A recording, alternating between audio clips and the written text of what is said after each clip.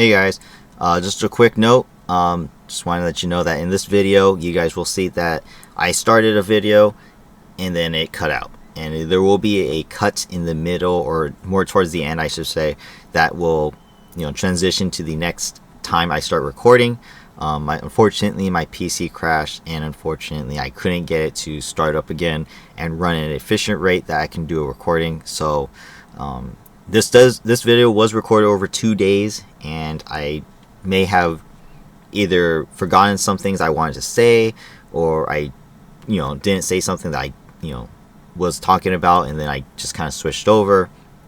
So I do apologize for any of that. Again, my reactions to these episodes are very raw. They aren't scripted or anything like that. They are just straight up said how I feel in the moment that I'm explaining it, and basically going over what I remember and what I loved and disliked about the episode. So yeah, just letting you guys know ahead of time that that's what happened, and hope you guys enjoy this video. So hope you guys watch the end. I have a little bit of explanation again, but otherwise this is my explanation for now. Thank you guys for watching. Hope you guys enjoy.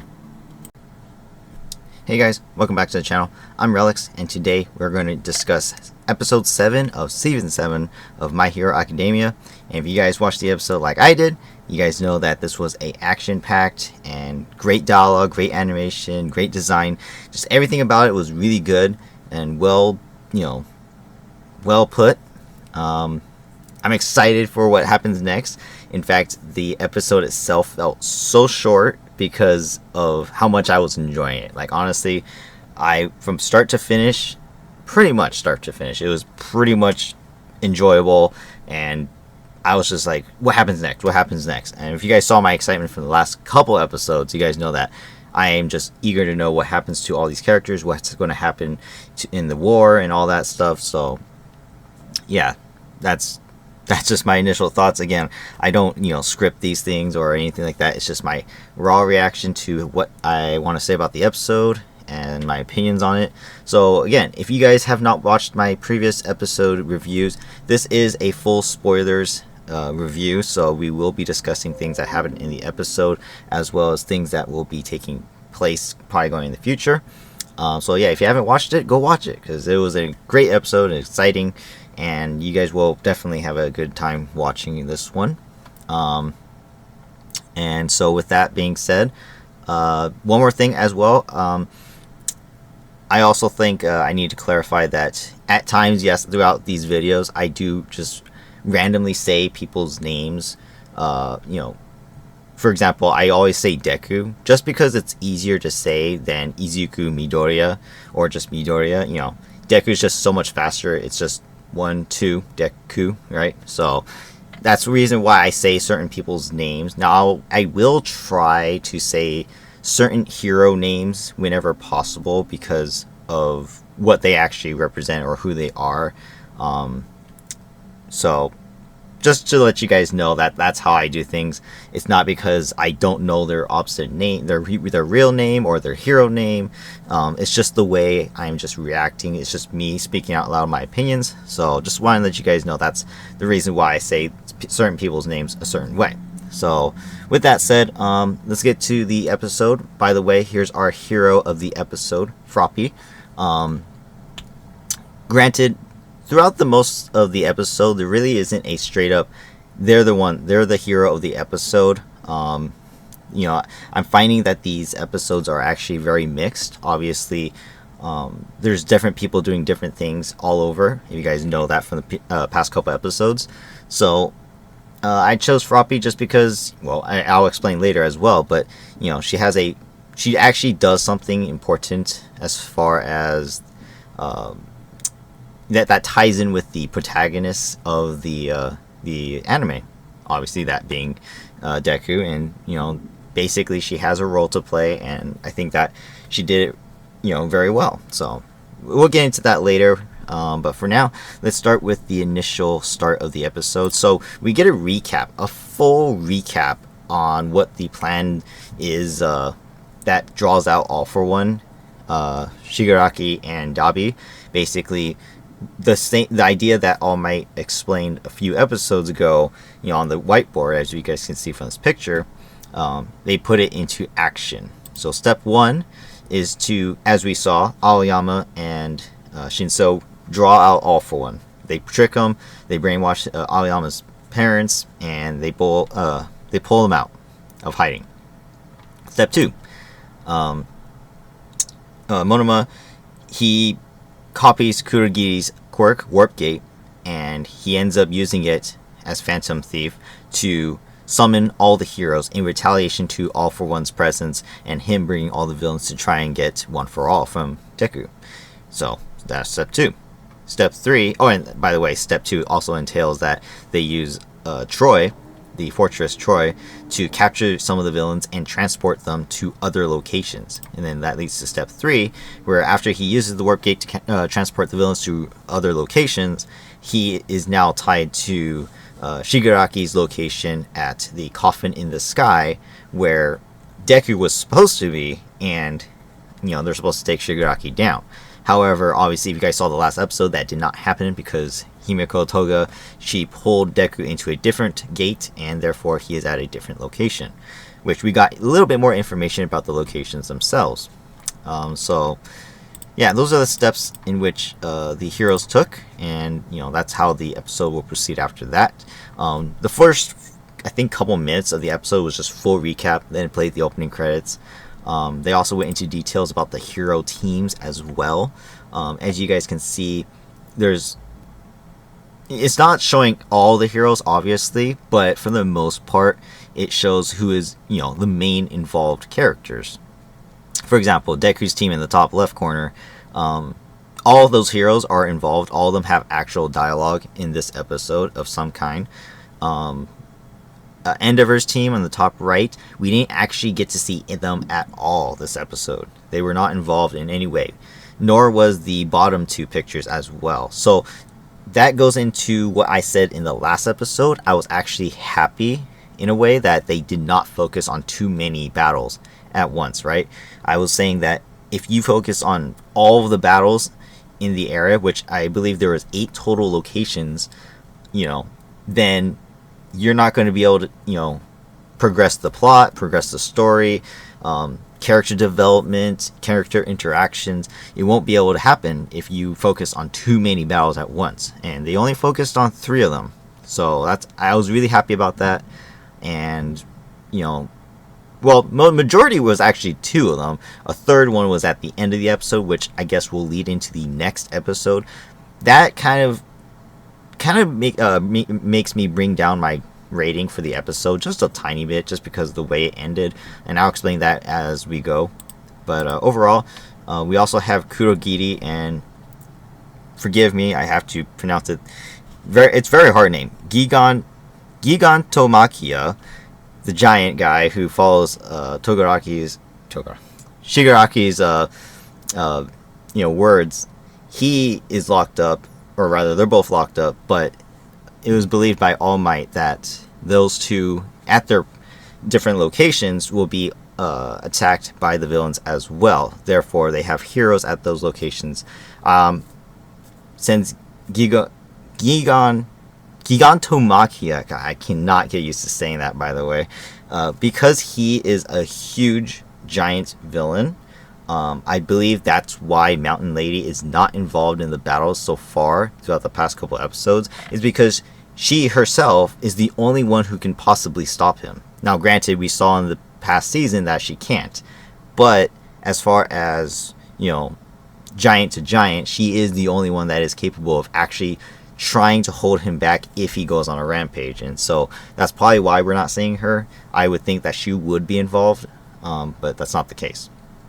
And then, of course, Kurogiri, if All For One somehow frees him, they could use his powers as well to transport people, and the heroes would be a huge disadvantage. So obviously, smart by All Might to send heroes to each location just in case. Those 2 are also 2 locations that were listed in the 8 from the last episode. So, by the way, speaking of last episode, we finished the episode off with the battle with Shigaraki and, and what he was doing inside the Coffin in the Sky. And we saw this giant arm thing, right? We discovered that it is indeed Tomura making the these fingers from his body, and is quite creepy. It is disgusting in my opinion. And as you guys can see, the arm just is infested with fingers. And then of course last episode, oops. Well, okay, so I have this in the wrong location actually. In any case, so basically the arm itself is expanding and it is growing exponentially. It is so big, right? It is filling the coffin in the sky with all of its fingers. It is very creepy.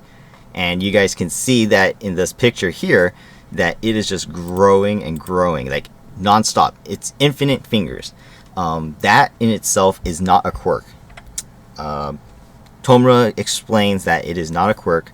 It is his body growing. It is the kind of what he would say the future of, not quirks, but the future of I forget what he said exactly, but like basically body enhancing abilities or something like that. In any case, the fact is he can grow his body to do this stuff.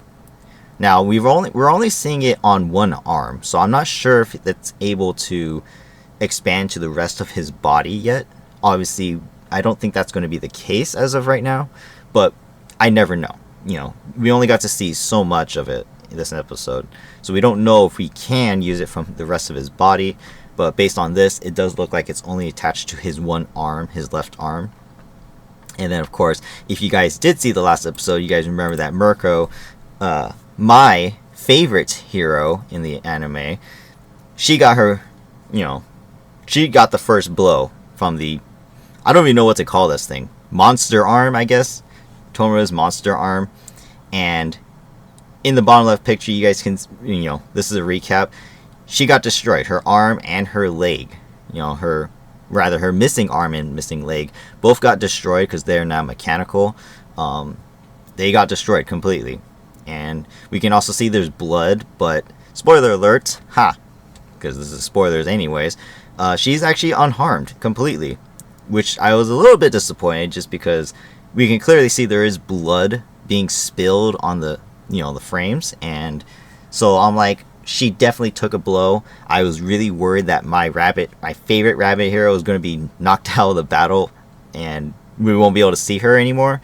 But she was totally fine. In fact, she is so fine that she was able to go get spare parts. The episode resumed with her literally just sliding away from Tomura, getting to a safe distance and yelling out "spare." And this machine popped up out of the ground, just like the rest of the ground. It's providing parts and pieces for the coffin in the sky from obviously the teams down below. And inside here, as we can see from the bottom picture, we can see that there's 2 arm attachments and 2 leg attachments. I know that's not the best view, but that's kind of what I had to work with. But she was able to reattach a new piece of her leg as well as a new arm. Now, it's not as big as it was before, so it's definitely a different piece. It's a different piece of equipment that allows her to replace her missing arm. So it was good to see that she's fine. I'm happy. I want to see her a lot more as well, but could have did with a little bit of injury, so she just doesn't get away with it for free. But that was not the case. So in any case, then we have a little spat between Bakugo and Mirko. In fact, it kind of gave me goosebumps, because Bakugo is actually my favorite character in the anime. I think he has the best character development, best character arcs. Overall, I think he definitely adds to the anime, or adds to the entire story itself. He's one of the main characters for sure. Practically every episode, as far as whenever he is able to be present, as far as going back to even season 1, episode 1, whenever he is able to be in the episode, he has made me laugh or chuckle in some fashion. And that is amazing. For a guy whose attitude is terrible, for him to make me laugh or chuckle every single episode in some kind of fashion, and this episode included, it just makes me happy. that a character like him can exist, and doesn't seem like an asshole to anybody, but also has a heart. He has a really good caring heart, and even though for the most of the anime so far he didn't care about Deku, he still treated him like a friend, and they pretty much are best friends, as far as we can tell. So I was very happy about that. And then of course to see this here, my favorite character and my favorite hero together having dialogue, I was like, oh my god, this is amazing. Hence the reason why you guys saw the video thumbnail. I just thought this was amazing, and so I just enjoyed this a lot. Yeah, moving on, we also get to see how the pro heroes react to Tomura, expanding himself, like what is happening, right? And so we see Vestigenus, he's like concerned about the situation, as well as Eraserhead and Mandalay. They are relaying that Deku is not there. So Deku tried to communicate with them that he is not available. He is unfortunately at a different location. He relays that to them, and under the circumstance, Vestigenus says that they cannot afford Eraserhead to lose, to release his quirk, which Monoma is also using. He copied it. So if they release that quirk with all of the fingers, all of the little, fingers that are coming off of Tomura, the entire coffin in the sky would fall apart from his decay quirk, and, everyone would die.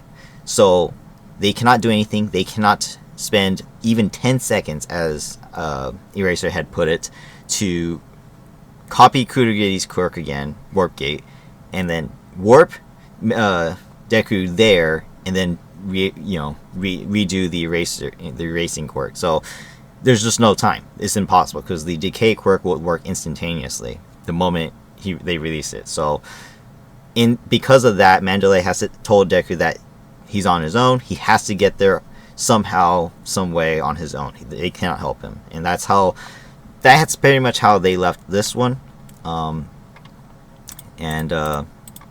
We can see from this picture that there is a lot going on. Like, I don't know how far this will expand, but you guys can clearly see, A, how big the coffin in the sky is, and then B, look how much it's expanding. And again, this is literally coming from one arm as of right now. We may see in the next episode, maybe it's his whole body. I really don't know what is really expanding as of this moment, but as far as what we can tell, it's just one arm. And if that's just one arm, just imagine what happens if his whole body begins to transform just like this. That would be devastating, to say the least, right?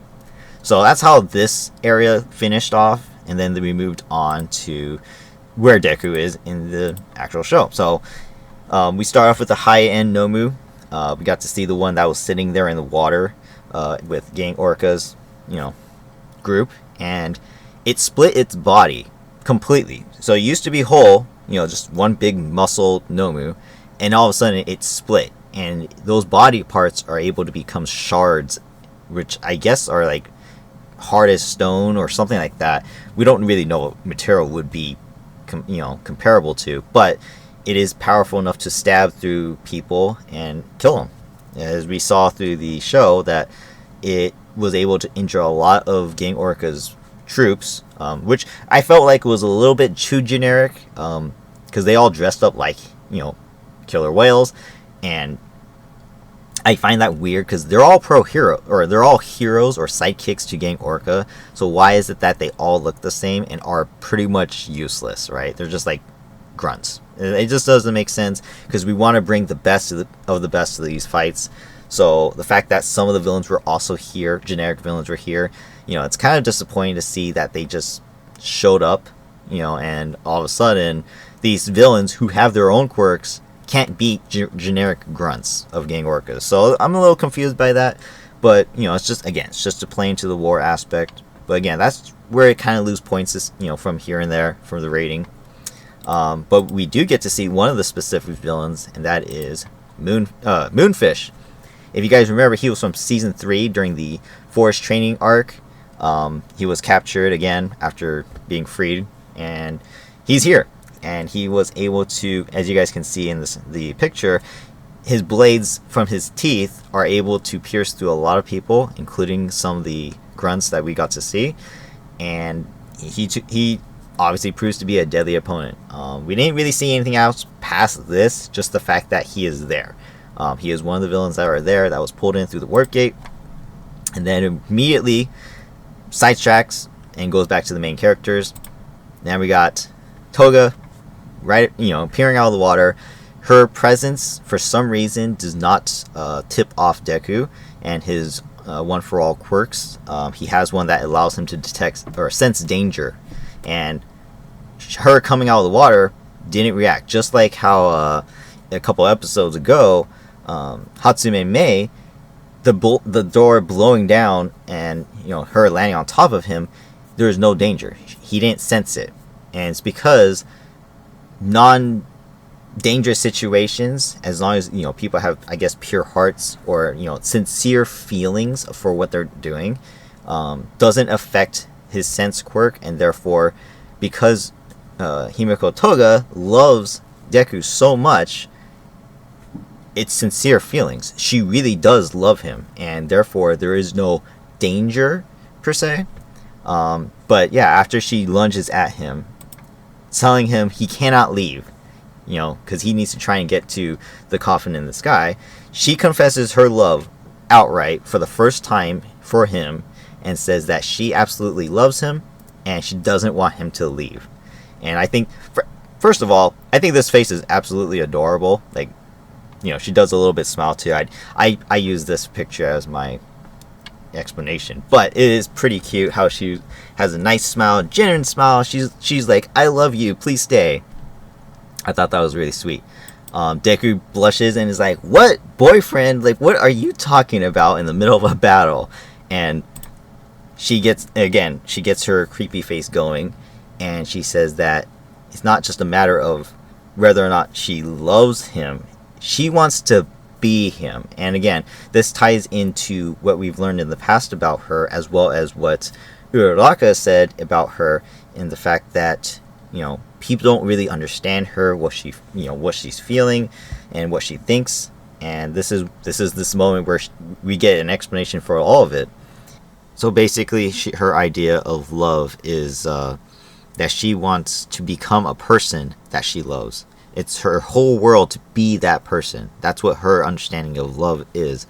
And hopefully that if by becoming that person, she can understand, who they are, what they are, and, understand their world and things like that. At least that's how I feel like. That's what she's getting to. I don't think it's truly stated how she truly feels about her love idea, but that's how she feels when she sees Deku. That's how she feels when she saw Uraraka before. So basically she is mentally unstable, but at the same time her feelings for what she believes in are real, and I think that's something that makes her a strong character.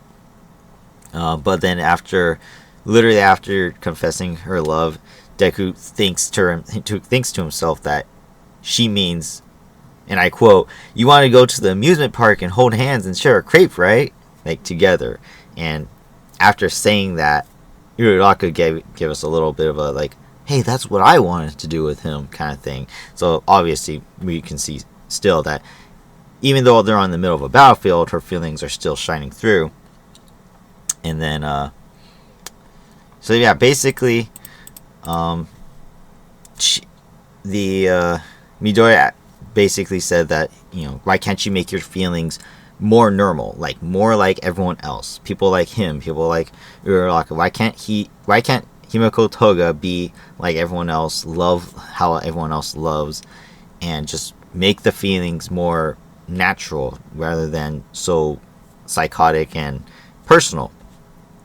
And by hearing that, Toga realizes that Deku is just like Uraraka. They think the same way, and therefore the only people who can understand her is herself, and there's no one else who's available that can understand her. She gets kind of ticked off by that and believes that, oh, okay, well, it's like heroes can only protect people in which the people who heroes protect are people. If she's not someone that they protect, therefore she is not considered a person, and she feels discriminated against and ends up, she basically ended up hating Uraraka for that.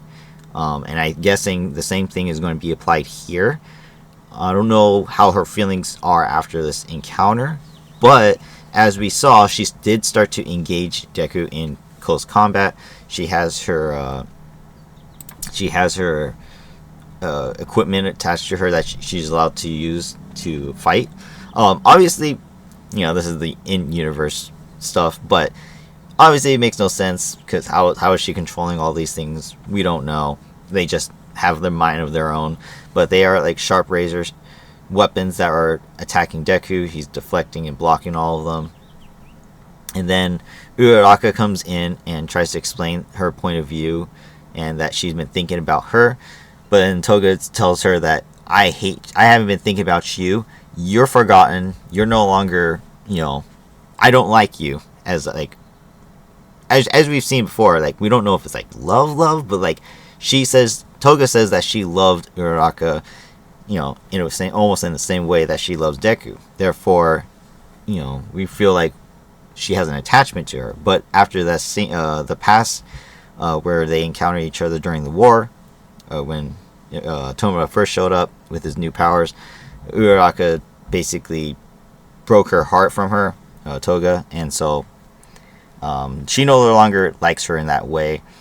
And then Toga does go on to say that if the world is going to reject me, then I will reject the world. And I was like, yep, that's pretty much how people would think if you're pushed down, you're discriminated against, and not liked, hated, and put down by everybody. I think that's a great statement.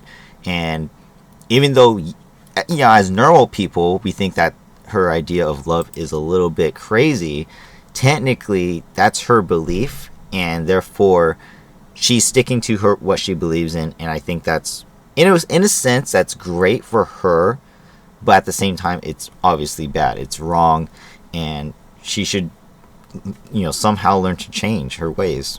But in any case, so the fight continues, and Uraraka gets hurt. In the top left picture, Toga's again, I don't know what equipment she's specifically using, but the blades are coming at her from behind after she got kicked away. And then as Uraraka turns around, Toga comes from the front, where she was before. And then as Uraraka turns around, she stabs her in the shoulder. But then Froppy comes in and kicks her away just before Toga was about to say that Uraraka and her love the same person. Obviously, we know what she was going to say, but for, the love's sake of Uraraka, Froppy came in just in time to kick Toga away and make sure that Toga couldn't say, we love the same person. Deku, he's standing right there. So that was really sweet. Sweet moment. So yeah, Uraraka's hurt. We can see the wound on her shoulder. It is a total knife stab. Like, I don't know, the knife was like that long, right? So it's a pretty deep wound, I would say. I don't know how she's still fine after that, to be honest. Obviously, this is, it's anime.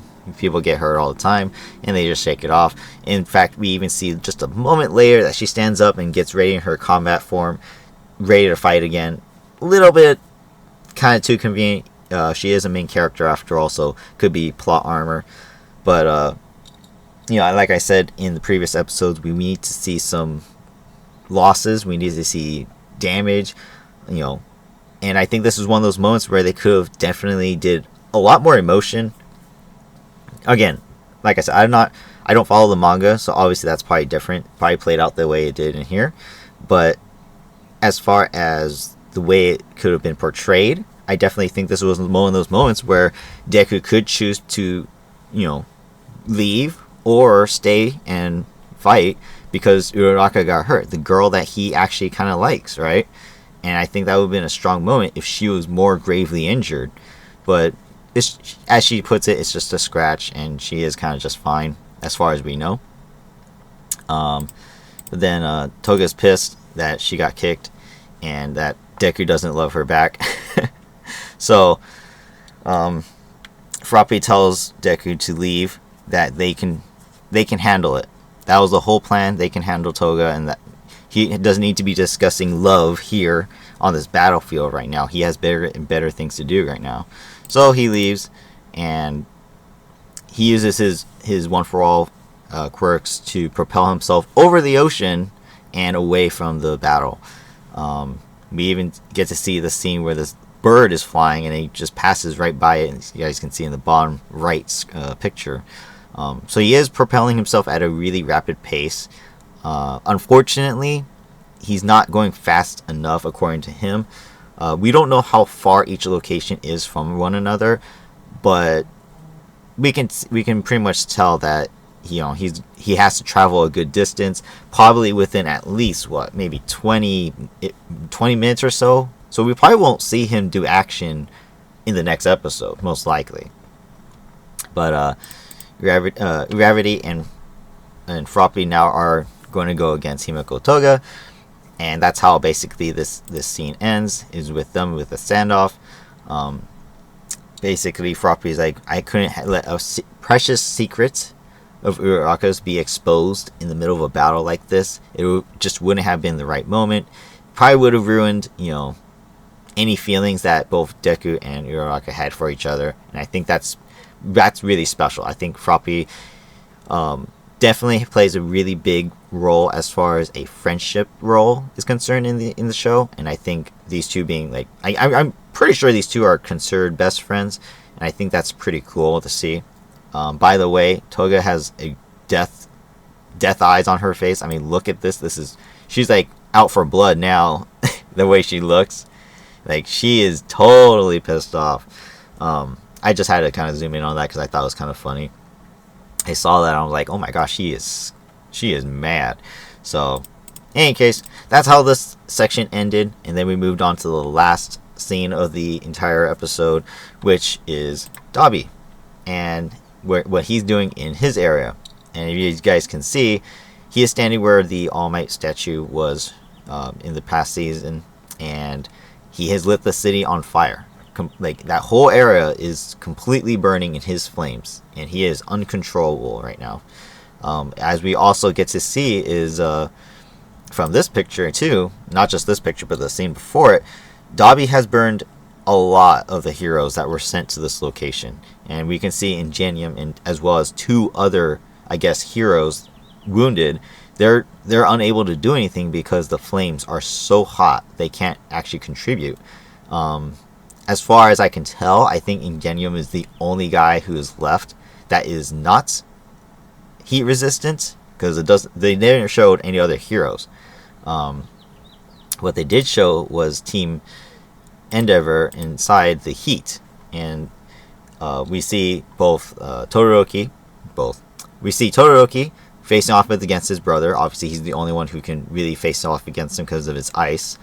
We also see Burnin, Kido, and Onima, all three sidekicks of Endeavor. So they're the only ones who can resist this heat from Dabi and basically confront him.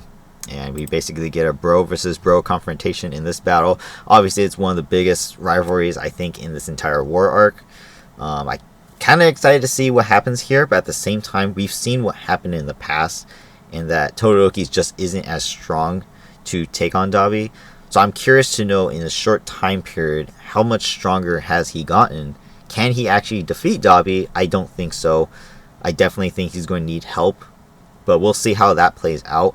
But to end the episode, before the brother versus brother confrontation, Dabi goes on this little monologue saying that villains are misunderstood, and especially people like him.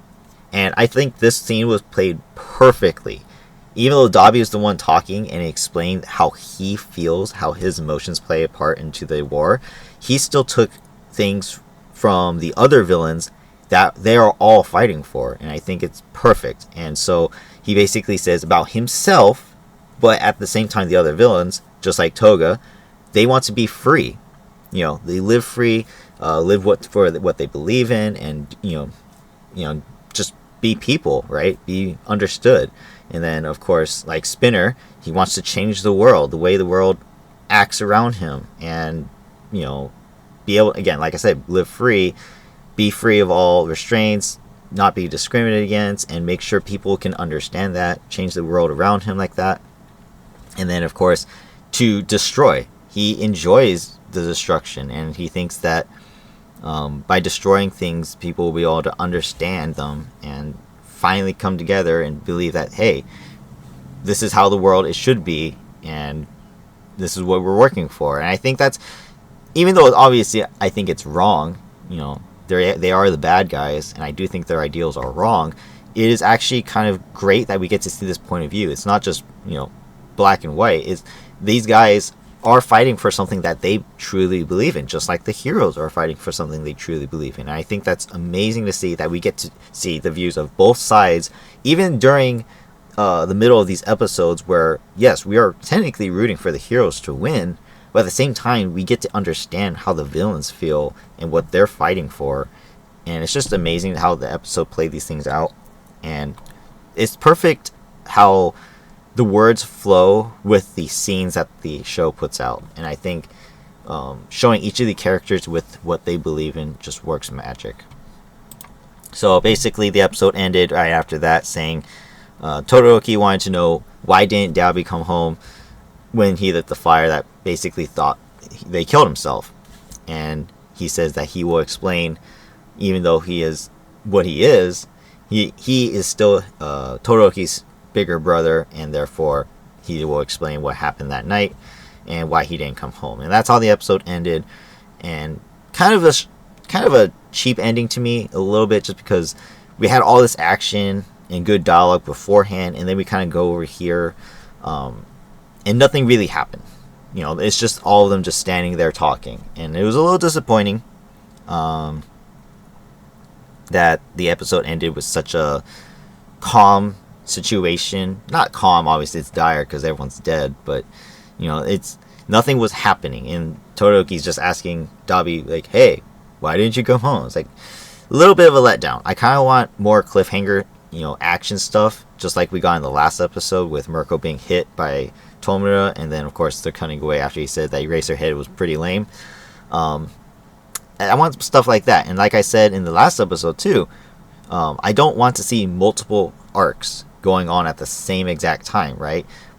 I would rather see one or two battles here and there in a few episodes, then time shift back, another site, you know, another couple battles there, then time shift again. I'd rather see that than have to go from battle to battle to battle, and all of a sudden we got like 5 battle locations going on, and it's hard to process and understand what's going on everywhere else. So that's just my thought, but it looks like we're going to get a flashback in the next episode, and then we'll probably resume with Dabi's fight with his brother. So that's probably what's going to happen in the next episode.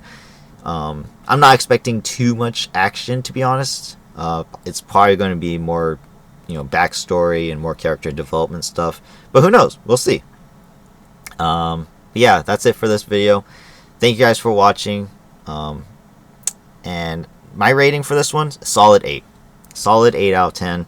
Like I said before, it gets a little bit of down point deductions just because of the way it ended. Is a little bit, you know, nonchalant. And then of course, you know, some of the characters just, you know, I don't want to see like generic grunts dying, you know, or getting attacked. We want to see hero on hero action, and I think showing too many generic people, both villains and good guys, is just it takes away from what's supposed to be, and where everyone has these quirks that can, you know, make them fight efficiently. And to see that we have generic people just getting pushed aside here and there, what are the villains doing? They don't need to deal with these guys who have no powers then, right? They should just be attacking the guys who do have powers. And the same thing for the heroes. They shouldn't be worrying about the villains that aren't doing anything. Just toss them aside and then get to the real fights. And I think that takes away from the anime just a tiny bit. That's just my opinion. Again, it's just nitpicking here and there. Solid 8 out of 10 though. I loved it, and I can't wait for more, obviously. And like I said earlier, I'm happy that we get to see more of Mirko and Bakugo working together, hopefully. Can't wait to see what happens in that arc as well. Tomura is going out of control. So overall, loved it, enjoyed it. Can't wait for next week as well. And yeah, so I hope you guys enjoyed this. If you did, hit the like button, comment down below what you guys thought, and of course subscribe to the channel for more content. And as you guys can already tell, and I will have put something in the very intro of this video, do apologize for the cut in the video. Yeah, my computer's just been having issues, and unfortunately my recording cut out, and I couldn't do any recordings at all. So here we go. Here's the review. Thank you guys for watching. I hope you enjoyed it. If you did, like I said, subscribe, and of course stay tuned for next week, episode 8, and hopefully we will get some more action, if not some good backstory. By the way, I totally forgot to mention again. I mentioned it in the very beginning of the video. Hero of the episode is Froppy. She saved a secret. Obviously, we don't want that getting out just yet, especially under the circumstances about Uraraka and Deku's love for each other. And I think that she played a crucial role in that, and I think that was great as far as a friendship role.